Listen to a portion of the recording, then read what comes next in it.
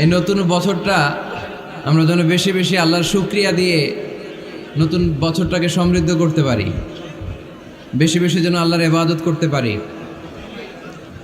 নতুন বছরে আমরা শপথ নেই, আমরা যেন অন্তরে হিংসা লালন না করি, বিদ্বেষ লালন না করি, আমরা নিজেরা যেন কাদা ছোড়াছুরি না করি, আমরা যেন মিলেমিশে একসাথে একাকার হয়ে যাই। আল্লাহ তুমি কবুল করো, আমরা পড়ি আমিন। 60টা জিনিস মানুষ মরে যাওয়ার পরে তার কবরে পৌঁছতে থাকে।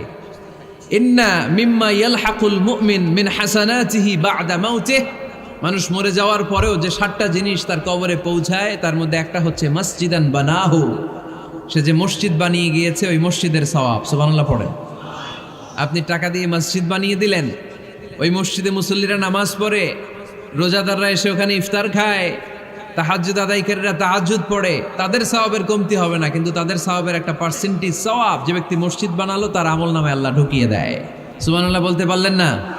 হে নামাজি আমার ঘরে নামাজ পড়ো আজ, দিল মে তোমার চরণ তলে হৃদয় যায় নামাজ। হে নামাজি আমার ঘরে নামাজ পড়ো আজ, দিল মে তোমার চরণ তলে হৃদয় যায় নামাজ। পড়েন আল্লাহু আকবার। কি সুন্দর লিখেছেন কাজী নজরুল ইসলাম। কাজী নজরুল ইসলাম খুব সুন্দর করে বলেছেন, মসজিদেরই পাশে আমায় কবর দিও ভাই, ঠিক কিনা? মসজিদেরই পাশে আমায় কবর দিও ভাই, যেন গোরে হতে মুয়াজ্জিনের আযান শুনতে পাই। আমার গোরের পাশে দিয়ে ভাই নামাজিরা যাবে, পবিত্র সেই পায়ের ধ্বনি এ বান্দা শুনতে পাবে। গোরা যাব হতে গুনাহগার পাইবে রেহাই, মসজিদেরই পাশে আমায় কবর দিও ভাই। কত মানুষ নামাজি ভাই মসজিদাঙ্গিহীনাতে, আল্লাহর নামের জিকির করে লুকিয়ে গভীর রাতে। আমি তাদের সাথে ওই আল্লাহর নাম জপতে চাই, আল্লাহর নাম জপতে চাই। পড়েন সবাই, মসজিদেরই পাশে আমায় কবর দিও ভাই, যেন গোরে হতেও মুয়াজ্জিনের আযান শুনতে পাই। চিল্লায় পড়তে হবে আমিন। কি দরদ ছিল আমাদের জাতীয় কবি কাজী নজরুল ইসলামের, মসজিদের পাশে আল্লাহ তুমি আমার কবর দিও। আল্লাহ এই দোয়াটা কবুল করে নিয়েছে, ঠিক কিনা? ওনার কবরের পাশে মসজিদ আছে না নাই? আছে। এজন্য মসজিদের সাথে সম্পর্ক জুড়ে দেওয়া এটা ইমানদারের আলামত, আর মসজিদকে ঘৃণা করা এটা মুনাফিকের আলামত। এজন্য আমরা যেন আমাদের হৃদয়টাকে মসজিদের সাথে জুড়ে দেই, মসজিদের সাথে যেন সুসম্পর্ক থাকে। মসজিদ সবার, মসজিদ নিয়ে দলাদলি নাই। দলাদলি আছে অনেক জায়গায়, হানাফি মসজিদ, আহলে হাদিস মসজিদ এরকম আমরা দেখি বা শুনি, এটা ঠিক না। হানাফি মসজিদ বলে কোনো কথা নাই, আহলে হাদিস মসজিদ বলে কোনো কথা নাই। মসজিদ সবার। ছোট্টখাট্ট বিষয় নিয়ে মসজিদে মারামারি, একজন হাত তোলে আরেকজন তোলে না, কিলাকিলি আছে না নাই? একজন বলে জোরে আমিন, আরেকজন আস্তে আমিন, মারামারি আছে না নাই? এগুলো কি মারামারি করার কোনো বিষয়? কথা বলেন। সালাতে ফরজ আছে, ওয়াজিব আছে, সুন্নাহ আছে। খেয়াল করে বুঝবেন, ফরজ যদি নষ্ট হয় সালাত ভঙ্গ হয়, you have to repeat your সালাহ। ওয়াজিব নষ্ট হলে সালাত ভঙ্গ হয় না, নতুন করে পড়া লাগে না, সেজদায় শাহু দিলেই সালাত আদায় হয়ে যায়। আর সুন্নাহ নষ্ট হলে নামাজ নষ্টও হয় না, নতুন করে পড়াও লাগে না, সৌ সেজদাও লাগে না, নামাজ আদায় হয়ে যায় সুন্নাহ নষ্ট হলে। এই যে হাত তোলা না তোলা এটা সুন্নাহ, আমিন জোরে বলা না বলা এটা কি সুন্নাহ। যেটা কোনো কারণে কেউ না করলেও তার নামাজ কবুল করে নিবে কে? আর এই সব সুন্নত লই আমগো দেশে গিলাগিলি। মৌলভীবাজারে মাশাআল্লাহ এগুলা নাই, এখানেও আছে। এগুলার অবসান ঘটুক, আমরা চাই কি চাই না? আর কত এই ছোটখাটো বিষয় নিয়ে আমরা এই বিভেদের প্রাচীর আর দেয়ালকে উঁচু করব আমাদের মাঝখানে? কবে আমরা ঐক্যের সিন্ডিকেট করব? কবে? আর কবে সাদা মনের মানুষ হব? কবে? আর কত? অনেক হয়েছে, আর না, এবার থামেন। বিভেদের প্রাচীরকে ভেঙে চুড়িয়ে দেন। ঐক্যের এমন সিন্ডিকেট গড়তে হবে যাতে কোনো অপশক্তি এই ঐক্যকে ভাঙতে না পারে, বানচাল করতে না পারে। চিল্লায় বলেন ঠিক কিনা? এজন্য মিউচুয়াল রেসপেক্টের দরকার, পারস্পরিক শ্রদ্ধাবোধ সব ক্ষেত্রে, রাজনীতিতে, সামাজিক অ্যাক্টিভিটিসে আমাদের আলেম ওলামাদের মধ্যে পারস্পরিক শ্রদ্ধাবোধের দরকার, মিউচুয়াল রেসপেক্ট। কেউ কাউরে রেসপেক্ট করে না, আমি যেটা বুঝছি এটাই সব, বাকি সব হারাম, এরকম বলে না অনেকে? এরকম যেন না করি। তাহলে মসজিদ সবার, মসজিদ আল্লাহর হাবিব সাল্লাল্লাহু আলাইহি ওয়াসাল্লাম খ্রিস্টানদেরকে মসজিদে ঢুকতে দিয়েছেন, আর আমরা মুসলমান ভাইয়ের জন্য মসজিদে তালা ঝুলাই দেই, আছে না নাই? আল্লাহর হাবিব সাল্লাল্লাহু আলাইহি ওয়াসাল্লাম কোথাও গেলেই প্রথমে মসজিদ বানাতেন। কি বানাতেন? মসজিদ বানাতেন। মক্কা থেকে হিজরত করে মদিনায় আসলেন, কোবায় থাকলেন কয়েক সপ্তাহ। কোবা পল্লীতে তিনি মসজিদ বানালেন, মসজিদ কোবা। ওখানে প্রতি শনিবার কেউ যদি অজু করে ওখানে যে 2 রাকাত নামাজ পড়ে, একটা কবুল ওমরার সওয়াব আল্লাহ তাআলা তার আমলনামায় দিয়ে দেয়। মসজিদে কোবা বানালেন। তারপরে মদিনায় এসে মসজিদে নববী বানালেন আল্লাহর হাবিব সাল্লাল্লাহু আলাইহি ওয়াসাল্লাম, মসজিদে নববী। এটা ছিল আল্লাহ রাসূল সাল্লাল্লাহু আলাইহি ওয়াসাল্লামের বৈশিষ্ট্য। কোথাও গেলেই তিনি মসজিদ বানাতেন, মসজিদে নববী। হায় রে, এখন তো কত সুন্দর মসজিদ আমরা দেখি, আমরা যে সালাত পড়ি। আল্লাহর হাবিব সাল্লাল্লাহু আলাইহি সাল্লামের সময় মসজিদে নববী কি এরকম ছিল? কথা বলেন। ফ্লোর ছিল বালুর ফ্লোর। কিসের ফ্লোর? আমাদের মসজিদের ফ্লোর কিসের? টাইলস। আর আল্লাহ রাসূল সাল্লাল্লাহু আলাইহি ওয়াসাল্লামের মসজিদে নববীর ফ্লোর কিসের? কথা বলে না তো, আওয়াজ করে উত্তর দেন না কেন? কষ্ট হচ্ছে? দুপুরে খাইছেন না সবাই? কেন খান নাই কেন? রোজা রাখছিলেন? হ্যাঁ, ফজর বাদে আইছি। আচ্ছা ঠিক আছে, ঠিক আছে। আচ্ছা আচ্ছা, সাউন্ড নাই, কথা শোনা যায় না? তো এটা শুনলা কেমনে? জিজ্ঞেস করলাম কথা শোনা যায় না, কয় না। তো এটা শুনলা কি করে? মানে অল্প শোনা যায়, তাই তো? একটু পরে আমার বিদায় ঘন্টা বাজবে, আমি চলে যাব। এই তোমরা ডিস্টার্ব করতে করতে আমার সময় শেষ। তোমরা ডিস্টার্ব করলে তোমাদের লস। আমি আমার টাইমের 1 মিনিটে বেশি যেতে পারবো না, কারণ এখানে আসরের সালাতের আজান শুরু হয়ে যাবে, এরপরে কোনো কথা নেই। আর বক্তব্য লম্বা করা এটা বেদাত। এই বেদাতকে আমি সুন্নাতের মধ্যে আনতে চাচ্ছি। একটা সময়ে একেবারে কমায় নিয়ে আসবো। এত প্রোগ্রামও আমি করতে চাই না। আমি ঘোষণা দিয়েছি আগামী বছরে সারা বাংলাদেশে আমার প্রোগ্রাম হবে 50টা। কয়টা? 50টা। এরপরের বছর 30টা, এরপরের বছর 20টা। বিভাগীয় প্রোগ্রাম করলেই চলবে আমার। এক এক বিভাগে যে 2 দিন 3 দিন খালাস। এত দরকার নেই, এত লম্বা চূড়ার বক্তব্যের দরকার নেই। আধা ঘন্টা চুপ করে শুনেন, কয়েকটা মেসেজ ড্রপ করি, take it with you to your home, then practice and apply in the society. নিয়ে যান, আমল করেন, সমাজে কাজে লাগান। সমাজটা আলোকিত করে দিবে কে? খুতাবুকুম তাবিলা সালাওয়াতুকুম কাসীরা। আল্লাহর হাবিব সাল্লাল্লাহু আলাইহি ওয়াসাল্লাম বললেন, কিয়ামতের একটা আলামত, কিয়ামতের আগে তোমাদের বক্তব্য হয়ে যাবে লম্বা, সালাত হয়ে যাবে খাটো। সালাতের পরে তাসবিহ পড়তে চায় না লোকজন, ব্যস্ত, মহাব্যস্ত, সুপার বিজি। কোত্থেকে আসলে এই ব্যস্ততা? আপনি রবের সাথে মুনাজাত, না যাই ইউনাজি মুনাজাত, আপনার রবের সাথে একাকী নীরবে কথা বলতে মনে চায় না আপনার? এত তাড়াহুড়ো কিসের? ধীর স্থির হন, একটু স্থির হন, একটু মনোদৈহিক প্রশান্তি অর্জনের চেষ্টা করেন। সব সময় ব্যস্ত, ধাক্কাধাক্কি, উচ্ছৃঙ্খলা, এগুলো আমাদেরকে শেষ করে দিয়েছে। এজন্য লম্বা চোরা বক্তব্য ঠিক না। বক্তব্য শুনতে আমাদের ভালো লাগে, আমল করতে ভালো লাগে না।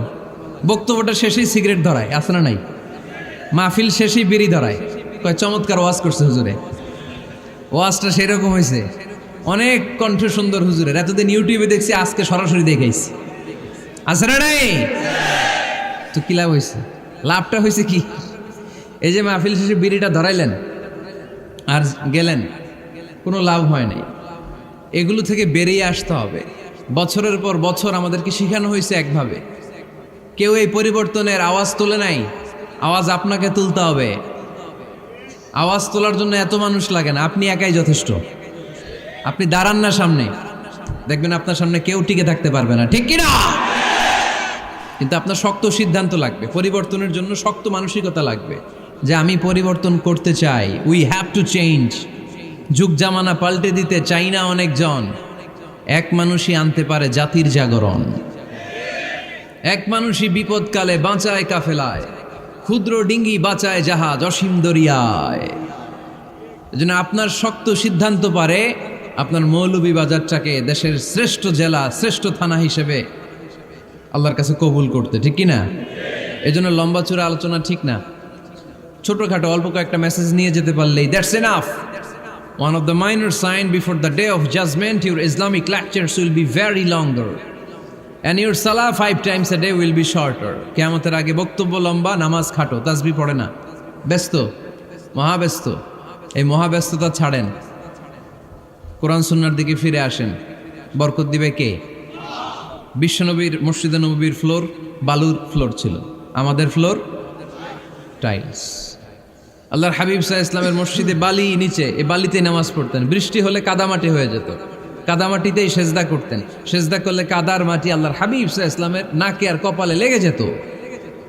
তিনি সালাম ফিরিয়ে সাহাবাদের দিকে মুখ ফিরিয়ে বসলে দেখতেন প্রতিটা সাহাবীর নাকে আর কপালে কাদার মাটি মিশে আছে।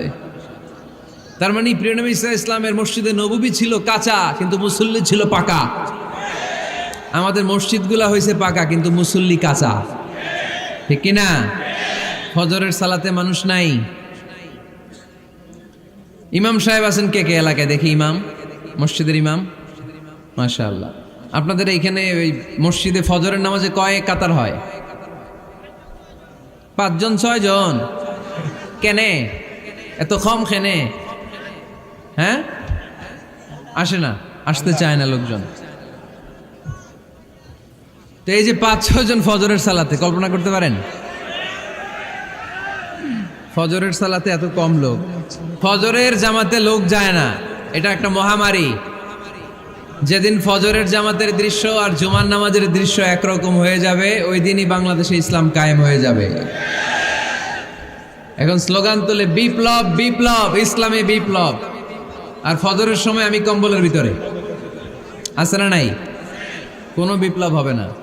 ফজরের নামাজ জামাতে পড়ুন, সকালটারে বরকতময় করে দিবে কে? আল্লাহর হাবিব সাল্লাল্লাহু আলাইহি ওয়াসাল্লামের মসজিদ ছিল সবার জন্য উন্মুক্ত, এখানে সবাই আসতে পারত। এজন্য মসজিদ হবে সবার। আমরা মসজিদের আবাদকারী হতে চাই। এজন্য রাব্বুল আলামিন বলেন, ইন্নামা ইয়া'মুরু মাসাজিদাল্লাহি মান আমানা বিল্লাহি ওয়াল ইয়াউমিল আখির وأقام الصلاة وآتى الزكاة ولم يخش إلا الله فعسى أولئك أن يكونوا من المهتدين سبحان الله পড়েন। রব্বুল আলামিন বললেন মসজিদের আবাদকারী হবে তারা যারা আল্লাহর প্রতি ঈমান আনে, আখিরাতের প্রতি ঈমান আনে, যারা সালাত কায়েম করে, যারা যাকাত আদায় করে, যারা দুনিয়ার কাউকে ভয় পায় না, ভয় পায় একজনকে। চিল্লায় বলেন তিনি কে? যাদের হৃদয়ে আছে আল্লাহর ভয়, তারা কবু পথ ভুলে যায় না। আল্লাহর প্রেম ছাড়া এই দুনিয়া কারো কাছে কোনো কিছু চায় না, ঠিক কিনা? তাহলে যারা মসজিদের আবাদকারী এরা ভয় পায় একজনকে, চিল্লায় বলেন তিনি কে? মসজিদের আবাদকারীদের প্রথম গুণ, তারা আল্লাহয় বিশ্বাস করে, তারা আখিরাতে বিশ্বাস করে, তারা সালাত কায়েম করে, তারা যাকাত আদায় করে, তারা আল্লাহ ছাড়া পৃথিবীর কাউরে ভয় পায় না। আল্লাহ বলেন ফাআসা উলাইকা আইয়াকুনু মিনাল মুহতাদিন, আশা করা যায় তারাই হলো হেদায়েতের রাস্তার উপরে আছে, ঠিক কি না? তারাই মসজিদের আবাদকারী, যারা মসজিদে যায়, সালাত আদায় করে। এখন মসজিদের আবাদকারী আপনি হতে চান, আপনি মসজিদে যান না, আপনি আবাদকারী হতে পারবেন? মসজিদের অনেক সভাপতি আছে মসজিদে যায় না, আছে না নাই? মৌলভীবাজারে এই সমস্যা বোধহয় নাই। মসজিদের সেক্রেটারি মসজিদে যায় না, আছে না নাই? তাহলে হইলো, এটা হইলো, এটা মেনে নেওয়া যায়? এজন্য সভাপতি সাহেবরা, আপনি কষ্ট করে মসজিদ বানিয়েছেন, মসজিদে যাবেন। সভাপতি সাহেব আপনি মসজিদে যাবেন, সেক্রেটারি সাহেব আপনি মসজিদে যাবেন, তাহলে আপনি সঠিক মসজিদের আবাদকারী হবেন, ঠিক কিনা? আমরা মসজিদের আবাদকারী হতে চাই, ইনশাআল্লাহ পড়েন। উমরানুল মাসাজিদ, মসজিদের আবাদ কি করে করতে হয়? মসজিদ আবাদ করার এক নাম্বার মাধ্যম হচ্ছে মসজিদ নির্মাণ করা। কি করা? নির্মাণ করা। খেয়াল করবেন, আল্লাহর হাবিব সাল্লাল্লাহু আলাইহি ওয়াসাল্লাম বলেছেন, মান বানা মসজিদান মিন মালিহি ফিদ দুনিয়া বানাল্লাহু লাহু বাইতান ফিল জান্নাহ। যে ব্যক্তি নিজের পকেটের টাকা খরচ করে দুনিয়াতে মসজিদ বানায়, আল্লাহ তাআলা তার জন্য জান্নাতে ঘর বানায়। 60টা জিনিস মানুষ মরে যাওয়ার পরে তার কবরে পৌঁছতে থাকে।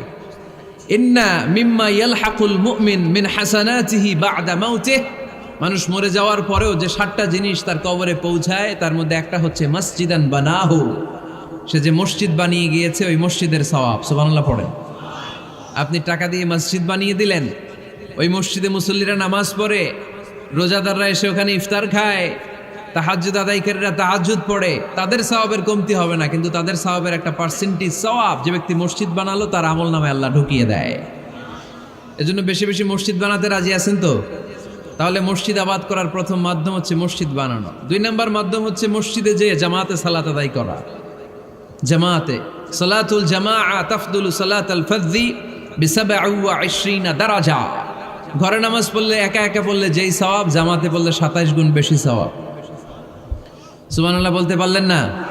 হে নামাজি আমার ঘরে নামাজ পড়ো আজ, দিলে মে তোমার চরণ তলে হৃদয় যায় নামাজ। হে নামাজি আমার ঘরে নামাজে পড়ো আজ, দিলে মে তোমার চরণ তলে হৃদয় যায় নামাজ। পড়েন আল্লাহু আকবার। কি সুন্দর লিখেছেন কাজী নজরুল ইসলাম। মসজিদ কেমন যেন মসজিদ তার নিজের ভাষায় আল্লাহর কাছে কেঁদে কেঁদে ফরিয়াদ জানায়, আল্লাহ নামাজিরা আমার ঘরে আসে না, কি সুন্দর টাইলস, কি সুন্দর মুসল্লা, কি সুন্দর এয়ার কন্ডিশন, সব আছে কিন্তু মুসল্লি নাই, ঠিক কিনা? মসজিদগুলো আল্লাহর কাছে ফরিয়াদ জানায়। এজন্য আমরা যেন মসজিদমুখী হই। কি মুখী? আওয়াজ করে বলতে হবে, কি মুখী? মসজিদমুখী। তাহলে মসজিদ আবাদের 1 নাম্বার পদ্ধতি মসজিদ বানানো। 2 নাম্বার মসজিদে বেশি বেশি যে জামাতে সালাত আদায় করা। 3 নাম্বারে মসজিদের সাথে সম্পর্ক জুড়ে দেওয়া, হৃদয়টা যেন সবসময় মসজিদের সাথে লেগে থাকে। আল্লাহর হাবিব সাল্লাল্লাহু আলাইহি ওয়াসাল্লাম বললেন, সাবআতুন ইউযিল্লুহুমুল্লাহু ফি যিল্লিহি ইয়াউমা লা যিল্লা ইল্লা যিল্লু। 7 শ্রেণীর ব্যক্তিকে আল্লাহ তাআলা কিয়ামতের দিন আরশের নিচে ছায়া দিবে, যেদিন আল্লাহর আরশের ছায়া ছাড়া কোনো ছায়া পৃথিবীতে থাকবে না। সেই দিনটা কি এই দিনের মতো? কিয়ামতের দিনটা আজকের এই দিনের মতো হবে? 50,000 বছর হবে। এটা লেন্থ, এটা ডিউরেশন। কাআন সাফসাফা লা তারা ফিহা ইওয়াজা ওয়ালা আমতা, লেভেল প্লেইং ফিল্ড, তামার জমিন। একটু কল্পনা করেন তো ওই দিনটা কত ভয়ঙ্কর। বাবা ছেলেরে চিনবে না ওই দিন, ছেলে বাবারে চিনবে না, স্ত্রী স্বামীকে চিনবে না, স্বামী স্ত্রীকে চিনবে না, পীর সাহেব মুরিদ চিনবে না, মুরিদ পীর সাহেবকে চিনবে না, নেতা কর্মীকে চিনবে না, কর্মী নেতাকে চিনবে না। হায় হায়, ইয়া নাফসি ইয়া নাফসি বলে কাঁদবে। সূর্যটা মাথার কাছে চলে আসবে, সূর্যের তাপে মাথার মগজগুলো গলে গলে নাকের ছিদ্র আর কানের ছিদ্র দিয়ে টপ টপ করে বেয়ে বেয়ে পড়বে। তৃষ্ণায় মানুষগুলো পাগল পাড়া, জিহ্বাটা বের হয়ে নাভি পর্যন্ত ঝুলতে থাকবে। সেদিন সবাই পাগলের মতো ছুটতে থাকবে, কোনো ছায়া নাই আল্লাহর আরশের ছায়া ছাড়া। আল্লাহর হাবিব বললেন, 7 শ্রেণীর ব্যক্তিকে আল্লাহ তাআলা আরশের নিচে ছায়া দিবেন। এর মধ্যে 1 শ্রেণীর ব্যক্তি রাজুলুন কলবুহু মুআল্লাকুন বিল মাসাজিদ, ওই ব্যক্তি যার হৃদয়টা সবসময় আল্লাহর মসজিদের সাথে লেগে থাকে। মসজিদের সাথে যার হৃদয় লেগে থাকে তাকে আরশের নিচে ছায়া দিবে কে? এজন্য মসজিদের সাথে যেন আমাদের হৃদয়গুলো লেগে থাকে। অনেকেই দেখবেন এত ভালো নামাজে, জোহর পরে টেনশন করে আসরটা কই পড়বো, আসর পরে চিন্তা করে মাগরিবের সময় আমি কোথায় থাকবো, মাগরিবের সময় টেনশন, ইস এশাটা হয়ে গেলেই তো শেষ। এরকম লোক আছে না নাই? এদেরকে সেই কঠিন ভয়াবহ দিনে আরশের নিচে ছায়া দিবে কে? তারপরে মসজিদ আমাদের 4 নাম্বার পদ্ধতি, মসজিদকে পরিচ্ছন্ন রাখা, মসজিদকে ঝাড়ু দেয়া। মসজিদকে যারা পরিষ্কার করে তাদের হৃদয়ের যন্ত্রণা দূর করে দেয় কে? সাইয়েদনা ইব্রাহিম আলাইহিস সালাম এবং ইসমাঈল আলাইহিস সালামকে আল্লাহ তাআলা আদেশ করেছেন তাহহিরা বাইতিয়া লিত্তাইফিনা ওয়াল আকিফিনা ওয়ার রুকআই সুজুদ। হে ইব্রাহিম, ইসমাঈল, বাপ বেটা দুইজন মিলে মসজিদ ঝাড়ু দাও। কি ঝাড়ু দাও? মসজিদেরি ঝাড়ু বড়দার ও কামারে হাত শোনো আমার মুনাজাত। পড়েন, শোনো শোনো ইয়া ইলাহি আমার মুনাজাত, শোনো আমার মুনাজাত। পড়েন আমিন। মসজিদ ঝাড়ু দেওয়া মসজিদ আবাদের অন্তর্ভুক্ত। আপনারা কেউ কোনোদিন মসজিদ ঝাড়ু দিয়েছেন নাকি? কে কে দিয়েছেন দেখি? সবাই? সবাই মসজিদের খাদেম? মাশাআল্লাহ। আমিও দিছি মসজিদ ঝাড়ু, অনেক দিছি। মাশাআল্লাহ, আল্লাহ তুমি কবুল করো।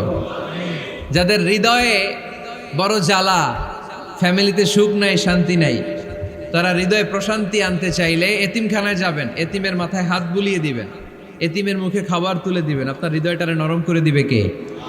আল্লাহর ঘর মসজিদে যাবেন, নিজ হাতে মসজিদটারে একটু পরিষ্কার করে দিবেন, আপনার জীবনটারে উজালা করে দিবে কে? তাহলে এগুলো করার মাধ্যমে আমরা মসজিদের আবাদ করতে চাই। আমরা মসজিদের আবাদকারী হতে চাই কি চাই না? আল্লাহর ঘর মসজিদ আবাদ করার মতো শ্রেষ্ঠ কাজ পৃথিবীতে হতে পারে না। এই মসজিদের কিছু আদব আছে, আল্লাহ রাসূল সাল্লাল্লাহু আলাইহি ওয়াসাল্লাম বলেছেন এই আদবগুলো মেনটেন করে যেন আল্লাহর ঘর মসজিদের সাথে আমরা ব্যবহার করি। মসজিদের 1 নম্বর আদব হচ্ছে মসজিদে ওযুর সাথে প্রবেশ করা। কিসের সাথে? ওযু করে পরিচ্ছন্ন হয়ে মসজিদে প্রবেশ করা। এজন্য অপবিত্র অবস্থায় গোসল ফরজ, এরকম অবস্থায় মসজিদে ঢোকা যাবে? কথা বলেন, ঢোকা যায়?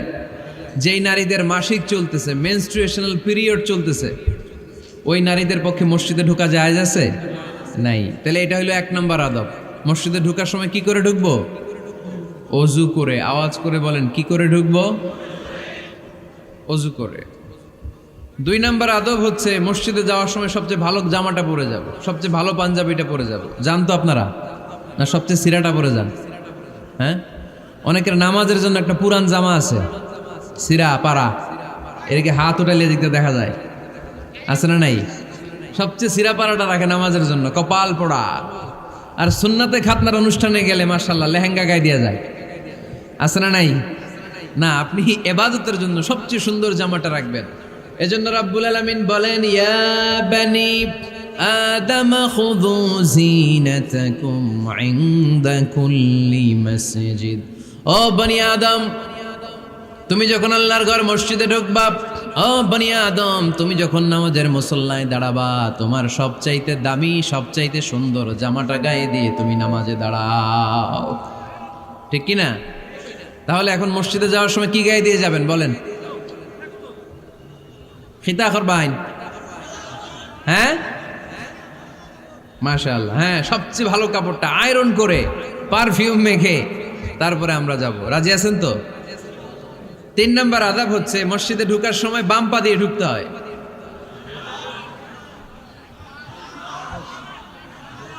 কোন পা? আরো জোরে। এদেরকে গুতা মারা লাগে, নাইলে আওয়াজ বাড়ে না। এরকম ভলিউম টাইট করতে হয়, ভলিউম হাই করলে আর পরে বাড়ে। এমনি বলতে চায় না। আর ঘটনা কি? হ্যাঁ, খায় নাই। বদরের যুদ্ধ হয়েছিল রমাদানে, কোনো সাহাবী খায় নাই, না খাইয়া একেবারে সাইজ করে দিছে কাফেরদেরকে। আমরা না খেলেও আমাদের হৃদয়ে ইমানি শক্তি আছে না নেই? এই তো বোঝা যাচ্ছে ইমানি শক্তি আছে। এতক্ষণ আছিল কই? তো মসজিদে ঢোকার সময় কোন পা দিয়ে? এগুলো মনে থাকে আমাদের? ভুলা যাই আমরা, খেয়াল থাকে না তো এগুলা। এত কিছু মনের মধ্যে রাখলে এগুলো মনে থাকবে কেমনে? মসজিদে ঢোকার সময় কোন পা? আরো জোরে। বেরোয়ার সময় কোন পা? মনে থাকবে? মসজিদে যখন ঢুকবেন ডান পা দিয়ে ঢুকবেন, আর দোয়া পড়বেন, আউযু বিল্লাহিল আযীম ওয়া বিওয়াজহিল কারীম ওয়া সুলতানিহিল কদীম মিনাশ শাইতানির রাজীম। বিষ্ণু সাল্লাল্লাহু আলাইহি ওয়াসাল্লাম বললেন, যে ব্যক্তি মসজিদে ঢোকার সময় এই দোয়াটা পড়বে, শয়তান আফসোস শুরু করে। সে বলে, হায় হায়, আজকের দিনের জন্য, সারা দিনের জন্য তো তুই আমার ওয়াসওয়াসা থেকে বেঁচে গেলি। আজকের সারা দিনের জন্য তোরে আমি হারালাম, আজকের সারাটা দিন আল্লাহর পক্ষ থেকে প্রোটেকশন নিয়ে তুই বেঁচে গেলি। আজকের জন্য যা, কালকে তোরে আমি ধরবো। এজন্য এই দোয়াটা পড়ার দরকার আছে না? আউযু বিল্লাহিল আযীম ওয়া বিওয়াজহিল কারীম ওয়া সুলতানিহিল কাদীম মিনাশ শাইতানির রাজীম। 4টা বাক্যের দোয়া। মুখস্থ করতে কষ্ট হলে যে ইউটিউবে চলে যাবে আজকেই, ওখান থেকে শুনে আপনারা মুখস্থ করে নেবেন, এই দোয়াটা পড়বেন। তাহলে ওই দিনের জন্য শয়তানের ওয়াসওয়াসা, টেম্পটেশন, প্রভোকেশন থেকে আপনি আল্লাহ তাআলার প্রোটেকশনে চলে গেলেন। সুবহানাল্লাহ পড়েন। তারপর আল্লাহর হাবিব বললেন, ঢুকার আগে আমারে সালাম দাও। পড়বেন, আসসালামু আলাইকা আইয়ুহান নাবিয়্যু ওয়া রাহমাতুল্লাহি ওয়া বারাকাত। এই 2টা জিনিস যখন করে ফেললেন, তখন ডান পা দিয়ে পড়বেন, আল্লাহুম্মা আফতাহ লি আবওয়াবা রাহমাতিক। সুবহানাল্লাহ পড়েন। আল্লাহুম্মা আফতাহ লি, ও আল্লাহ আমার জন্য তুমি খুলে দাও আবওয়াবা রাহমাতিক, তোমার রহমতের দরজা। তার মানে মসজিদে ঢুকলে রহমত পাওয়া যায় কি যায় না?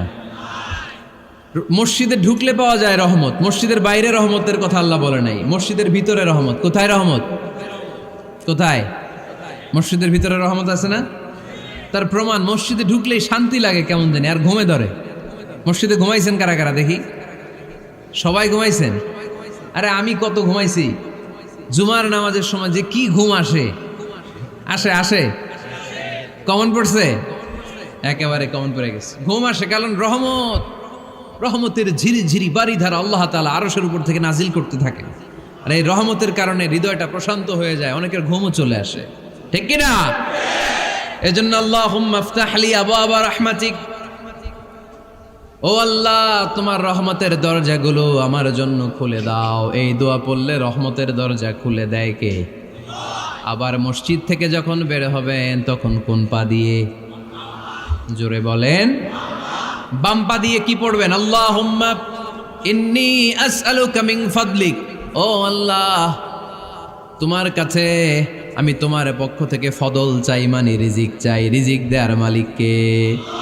তার মানে খুব সোজা সাপটা কথা হচ্ছে, মসজিদের ভিতরে পাওয়া যায় রহমত, আর বাইরে পাওয়া যায় ফদল বা রিজিক।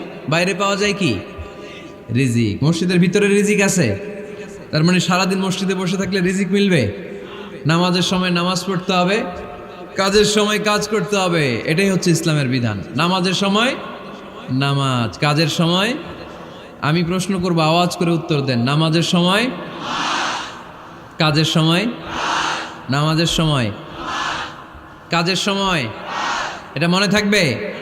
এজন্য আল্লাহ বললেন, ফাইদা কুদিয়াতিস সালাতু ফান্তাশিরু ফিল আরদি ওয়াবতাগু মিন ফাদলিল্লাহ। যখন তোমাদের সালাত শেষ হয়ে যায়, আল্লাহর রিজিক অন্বেষণের জন্য আল্লাহর জমিনে তোমরা ছড়িয়ে যাও।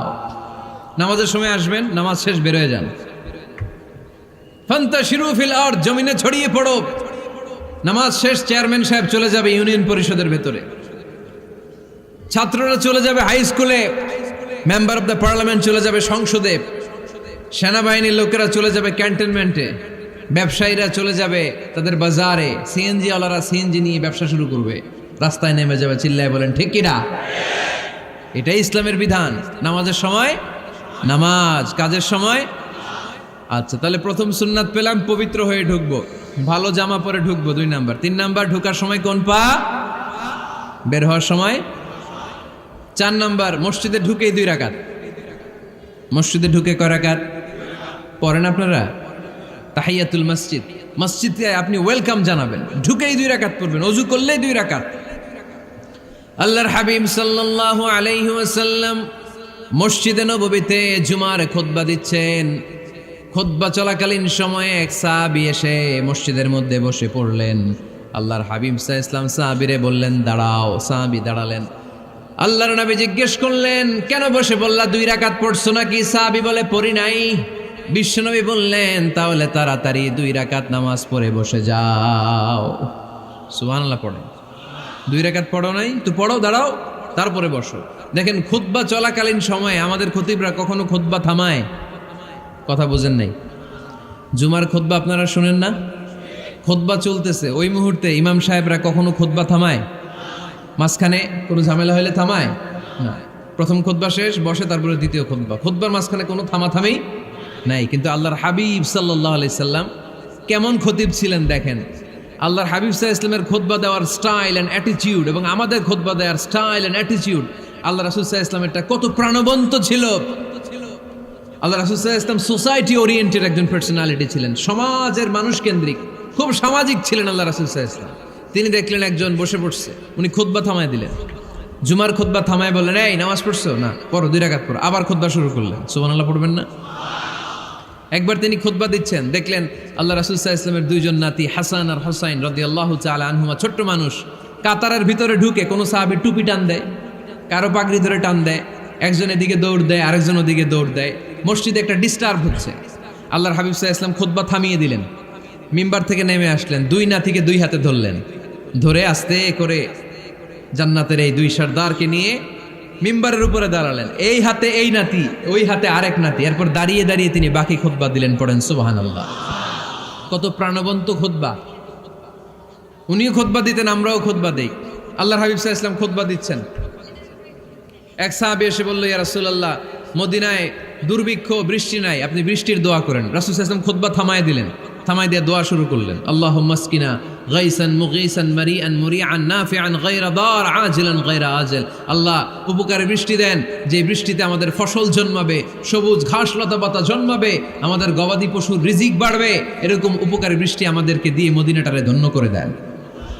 বৃষ্টি শুরু হলো, জুমাবার বৃষ্টি, শনি রবি সোম মঙ্গল বুধ বৃহস্পতি শুক্র, টানা 7 দিন বৃষ্টি। এবার বৃষ্টির চোটে মদিনায় বন্যা হয়ে গেছে।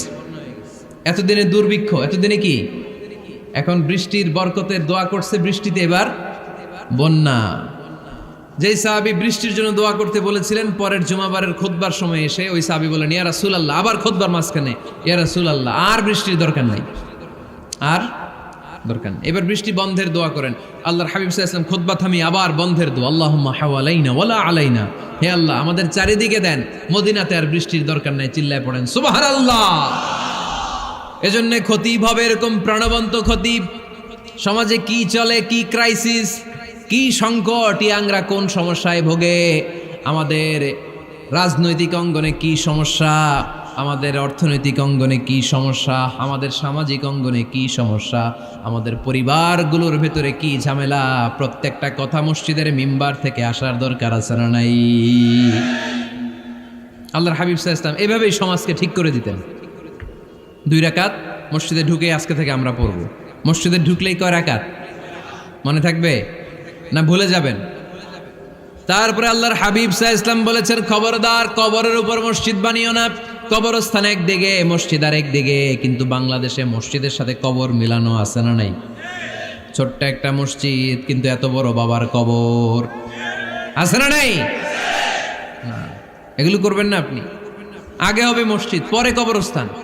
যেমন মসজিদে নববী হয়েছে আগে, তারপরে বিশ্বনবীর কবর এখানে আছে না নাই? মসজিদে নববী প্রতিষ্ঠিত হয়েছে আগে, পরে বাকি কবরস্থান আছে না নাই? কিন্তু কোন আল্লাহর ওলির কবরস্থানের উপরে যদি মসজিদ বানান, তার উপর লানাত দিয়েছে কে?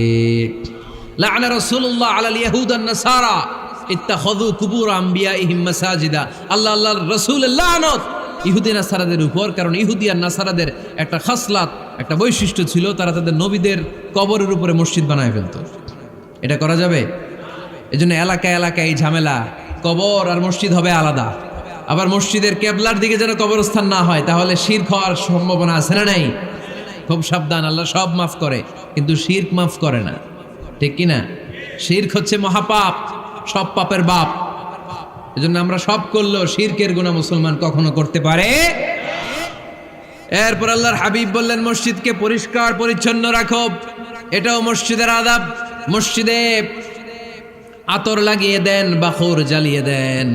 আপনাদের এই এলাকার মধ্যে তো বাখুরের অভাব নাই, আগরের অভাব নাই, ঠিক কিনা? গতকাল প্রোগ্রাম ছিল কই? সুজানগর, আগরের রাজধানী। আগর চিনেননি আপনারা? হ্যাঁ, এই যে দেহনেল উদ পারফিউম, আপনাদের এই যে মাহাতাব সাহেবের আল হারামাইন, এরপরে যে আজমল কোম্পানি, এও আপনাদের এই মৌলভীবাজার এলাকার। এরকম অনেক কোম্পানি আছে দুবাই ভিত্তিক, গোটা বিশ্বে ওনারা ব্র্যান্ডিং করেছে। এগুলোর র ম্যাটেরিয়াল, কাঁচামাল যায় হচ্ছে আপনাদের মৌলভীবাজার থেকে। সম্মানিত ভাইয়েরা, মসজিদ পরিষ্কার পরিচ্ছন্ন রাখবেন, এই বাখুর জ্বালাবেন, দেহনেল উদ, এই পারফিউমগুলো ছড়িয়ে দিবেন। মসজিদের মধ্যে অনেক মসজিদে দুর্গন্ধ আছে না নাই? এই কার্পেটের মধ্যে ময়লা, পরিষ্কার করেন। আল্লাহর হাবিব সাল্লাল্লাহু আলাইহি ওয়াসাল্লাম বলেছেন, খবরদার। আম্মা জান আয়েশা বর্ণনা করেন, আমার রাসূলুল্লাহ সাল্লাল্লাহু আলাইহি ওয়াসাল্লাম বিবিনাইল মসজিদ ফি দুয়ার, ওয়া আন তুতাইয়াবা ওয়া তুনাজ্জাফ, আমরা যেন এলাকা এলাকায় মসজিদ বানাই, মসজিদগুলোকে যেন পারফিউম দিয়ে আতর দিয়ে সুগন্ধময় করে দেয়। বিশ্বনবী আদেশ করেছেন, সুবহানাল্লাহ পড়েন। এজন্য কোনো অপরিচ্ছন্ন মসজিদ থাকতে পারবে না। মসজিদের পাশ দিয়ে গেলে আতরের ঘ্রাণে আমোদ হয়ে লোকজন যেন বুঝতে পারে এটা আল্লাহর ঘর, মসজিদ। চিল্লায় বলেন ঠিক কিনা? এরপরে আল্লাহর হাবিব সাল্লাল্লাহু আলাইহি ওয়াসাল্লাম বলেছেন, মসজিদের আরেকটা আদব হলো মসজিদকে অতিমাত্রায় ডিজাইন না করা। বেশি ডিজাইন করা যাবে না। এমন ডিজাইন করা যাবে না যে এটা মসজিদ বোঝাই যায় না। এত লাইটিং ফাইটিং করে, এটা কি মসজিদ না কমিউনিটি সেন্টার বোঝাই যায় না। আছে না নাই? আছে। এরকম যেন আমরা না করি সম্মানিত ভাইয়েরা। বিশেষ করে মসজিদের সামনের দেয়ালে। কোন দেয়ালে? সামনের দেয়ালটা কেবলার দিকে যেই দেয়াল, এই দেয়ালটা হতে হবে ফ্রেশ, যাতে করে মানুষের দৃষ্টি আকর্ষণ না করে। প্রায় মসজিদের দেয়ালের মাঝখানে দেখবেন আপনি ক্যালেন্ডার ঝুলায় রাখে, আছে না নাই? মৌলভীবাজারের কি অবস্থা? খিতা খবর আছে? তো এই যে ক্যালেন্ডার ঝুলায় রাখে, ওইখানে দেখবেন বিভিন্ন মসজিদের ছবি, এতিমখানার ছবি, মানুষের ছবি। তো মানুষ নামাজও পড়ে, আবার ওগুলোও তাকায়, আছে না নাই? প্রথম কাতারে পরে ওইখানে কি লেখা এগুলো পরে, তার ডিস্টার্ব হচ্ছে না? এই মুসল্লির দৃষ্টি যাতে অন্যদিকে না যায়, এটা খেয়াল রাখতে হবে। যদি পারা যায় মসজিদের সামনে কোনো ঘড়ি টড়ি চলবে না। ঘড়ি মসজিদের পেছনের দেয়ালে, সময়সূচি পেছনের দেয়ালে, সব পেছনে। সময় কয়টা বাজে ওটা ইমাম দেখলেই চলবে, ইমাম এভাবে দেখে নিবে, আপনারাও দেখে নিবেন। কিন্তু সামনের দেয়ালটা যত সিম্পল করা যায়। আল্লাহর হাবিব সাল্লাল্লাহু আলাইহি ওয়াসাল্লাম নামাজ পড়া অবস্থায় সামনে এমন কিছু রাখতেন না যেটার দ্বারা আল্লাহর হাবিব সাল্লাল্লাহু আলাইহি ওয়াসাল্লামের সালাতে মনোযোগ অন্যদিকে চলে যায়। আমরা যখন সালাত পড়ি, যদি অন্যদিকে তাকাই, ফেরেশতার মাধ্যমে আল্লাহ একটা ডাক দেয়, বলে আকবিল, এই বান্দা ফিরে আয়, তোর নজর থাকা দরকার সেজদার জায়গায়, ফিরে আয়। আপনি আবার যখন অন্যদিকে তাকান, আল্লাহ বলে ফিরে আয়, সেজদার দিকে তাকা। আপনি আবার যখন ঘড়ির দিকে তাকান, আল্লাহ বলে আকবিল, ফিরে আয়, সেজদার দিকে তাকা। আপনি যখন আবার অন্যদিকে তাকান, তখন আল্লাহ বলে লা হাজাতা লি ইলা সালাতিক, তোর এই নামাজের দরকার আমার নাই। নাউজুবিল্লাহ পড়বেন না? তোর এই নামাজের দরকার আমার নাই।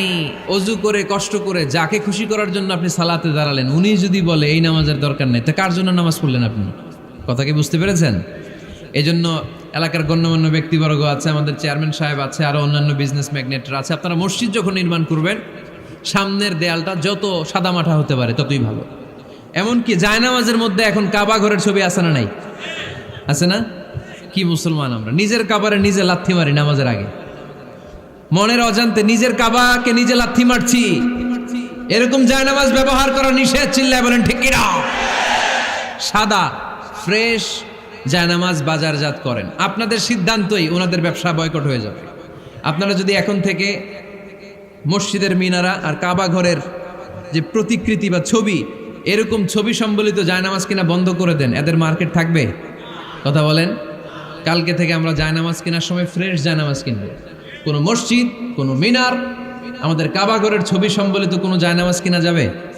আওয়াজ করে বলেন, যাবে? যাবে না। এগুলো হচ্ছে মসজিদের আদাব। এগুলো রক্ষা করে মসজিদে ঢোকার দরকার আছে না নাই? পৃথিবীতে 3টা মসজিদ সবচাইতে শ্রেষ্ঠ মসজিদ। কয়টা? আওয়াজ করে বলেন না। 1 নাম্বার মসজিদুল হারাম, ফাওয়াল্লু উজুহাকুম শাতরা। যেখানেই তোমরা নামাজ পড়ো না কেন, মসজিদের হারামের দিকে হয়ে নামাজ পড়ো। কেবলা কোন দিকে আজকে? এদিকে, এইদিকে কেবলা। আমি যদি এদিকে হয়ে পড়ি, নামাজ হবে না? হবে না কেন? কারণ কেবলামুখী হয়ে নামাজ পড়া ফরজ। চিল্লায় বলেন ঠিক কিনা? মসজিদুল হারাম পৃথিবীর প্রথম মসজিদ। ওখানে একটা ঘর আছে, ঘরটার নাম হলো কাবা। ইন্না আউওয়ালা বাইতিন উদিআ লিন-নাসি লাল্লাযী বিবাক্কাতা মুবারাকা। এই পৃথিবীর প্রথম ঘর, যেই ঘরটা স্থাপিত হয়েছে বাক্কা শহরে। বাক্কা মক্কার আগের নাম, এখন শহরের নাম মক্কা। আগে নাম ছিল কি? সবাই বলেন, কি নাম ছিল? বাক্কা। এটা পৃথিবীর আদি ঘর। সব নবীদের পরশধন্য পদধূলিতে এই জায়গাটা বরকতময় হয়েছে। এটা এমন ঘর, যেই ঘরের চারদিকে 1 রাকাত নামাজ পড়লে 1 লক্ষ রাকাতের সওয়াব পাওয়া যায়। হজ উমরা করেছেন কে কে দেখি? হজ উমরা করেছেন আপনারা না? মাশাআল্লাহ। আমরা যারা করতে পারি নাই, আল্লাহ তাদেরকেও তৌফিক দাও। আমরা যেন এই কাবা ঘরে যে প্রাণ ভরে সালাত আদায় করতে পারি, আল্লাহ তৌফিক দান করো। আমরা যেন মসজিদে নববীতে যে প্রাণ ভরে সালাত পড়তে পারি, তৌফিক দান করো। আল্লাহর হাবিব সাল্লাল্লাহু আলাইহি ইসলামের কবরের সামনে দাঁড়িয়ে যেন আমরা প্রাণ খুলে মন প্রাণ উজাড় করে বিশ্বনবী সাল্লাল্লাহু আলাইহি ইসলামকে সালাম দিতে পারি। আল্লাহ তৌফিক দান করো। এই কাবা ঘরকে কেন্দ্র করে প্রতিদিন 100টা রহমত নাজিল হয়। আওয়াজ করে বলেন কয়টা? আল্লাহর হাবিব বললেন প্রতিদিন প্রতিনিয়ত 100টা রহমত নাজিল হতেই থাকে। সিত্তুন আলিত তাইফিন, 60টা রহমত তাদের উপর নাজিল হয় যারা কাবা ঘরের চারদিকে তাওয়াফ করে। আরবাঈন আলিল মুসাল্লিন, বাকি 40টা নাজিল হয় যারা কাবা ঘরের পাশে নামাজ পড়ে। ওয়া 20 আলিন নাযিরিনা ইলাল কাবা, বাকি 20টা রহমত প্রতিনিয়ত নাজিল হয় যারা তাওয়াফ করে না, সালাত আদায় করে না, শুধু কাবার গিলাফের দিকে তাকিয়ে থাকে। কাবার দিকে তাকায় থাকলেই সওয়াব। সুবহানাল্লাহ পড়েন। এক রাকাতে কয় লক্ষ রাকাতের সওয়াব। এজন্য আল্লাহর হাবিব সাল্লাল্লাহু আলাইহি ওয়াসাল্লাম বলেছেন লা তুশাদ্দুর রিহাল ইল্লা ইলা সালাসাতি মাসাজিদা, স্পেশাল ভার্চু এন্ড রিওয়ার্ড, বিশেষ সওয়াবের নিয়তে পৃথিবীর এই 3টা জায়গা ছাড়া কোথাও নিয়ত করে ভ্রমণ করা জায়েজ নাই। এক হচ্ছে মসজিদুল হারাম, 2 হচ্ছে মসজিদ নববী, 3 হচ্ছে মসজিদুল আকসা। এই 3টা মসজিদ ছাড়া পৃথিবীর কোনো মসজিদে নিয়ত করে সফর করা যাবে না। বিশেষ নিয়তে সফর করা যাবে না যে আমি যদি এই মৌলভীবাজারের জামে মসজিদে যাই বেশি সওয়াব পাওয়া যাবে, এই নিয়তে সফর করা যাবে না। বেশি সওয়াব শুধু এই 3 মসজিদে। মসজিদুল হারামে 1 রাকাতে কত রাকাতের সওয়াব? কথা কয় না, বুঝে নাই বোধহয়। কয় লক্ষ? আর মসজিদে নববীতে 1 রাকাতে 1000 রাকাতের সওয়াব। আরেক বর্ণনায় আছে 50,000, বর্ণনাটা দুর্বল। সহিহ বর্ণনায় এসেছে 1 রাকাতে 1000 রাকাতের সওয়াব। মসজিদুল আকসায় সালাত পড়লে 1 রাকাতে, এক বর্ণনায় এসেছে 250 রাকাতের সওয়াব, আরেক বর্ণনায় এসেছে 500 রাকাতের সওয়াব। এই 3টা মসজিদ ছাড়া যে নামাজ পড়লে বেশি সওয়াব হবে, এই নিয়তে সফর করা যাবে? চিল্লায় বলেন যাবে। তবে মসজিদটা দর্শন করার জন্য যেতে পারবেন। মসজিদটা দেখতে কেমন, এটার ক্যালিওগ্রাফিক্যাল ডিজাইন কেমন, এটার আর্কিটেকচারাল ডিজাইন কেমন, এটার দৃষ্টিনন্দন সৌন্দর্য কেমন, মসজিদটা দেখতে কেমন, দেখতে যেতে পারবেন। কিন্তু বিশেষ সওয়াব রিওয়ার্ড এই 3টা মসজিদ ছাড়া অন্য কোনো মসজিদের জন্য হবে না। এই মসজিদ হচ্ছে আমাদের সামাজিক ঐক্যের কেন্দ্রবিন্দু, এটা হচ্ছে আমাদের কমিউনিটি সেন্টার। আমরা শুধু নামাজের জন্য মসজিদকে ইউজ করি, এছাড়া আরো অনেক ইউসেজ আছে মসজিদের। খেয়াল রাখবেন, আমাদের মুসলমানদের মসজিদ হিন্দুদের মন্দিরের মতো নয়। কোথায় আজান হয়েছে? শেষ করে দিব না? সুবহানাকাল্লাহুম্মা ওয়া বিহামদিকা আশহাদু আল্লা ইলাহা ইল্লা আনতা আস্তাগফিরুকা ওয়া আতুবু